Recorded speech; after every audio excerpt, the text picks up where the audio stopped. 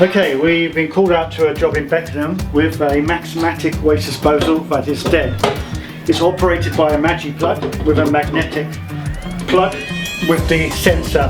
When it senses the magnetic connection, then operates the unit. And the control system's inside this box. The first thing we do, switch it on. Make sure the switches are switched on here. And there's nothing. With the waste disposal, there's also a reset button at the bottom, and we'll test the reset button, and that's fine. That's perfect. So there's a fault electrically. There's nothing on the reset. Okay, we check the plug fuse.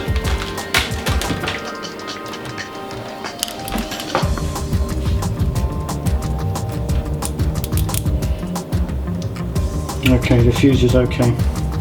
Okay, we're testing the supply to the unit. And we have a voltage, so we have a problem from the actual workings of the unit. We've located the problem, it's the magnetic sensor.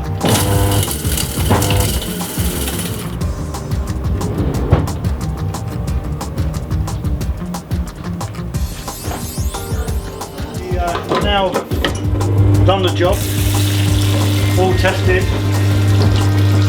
working nicely.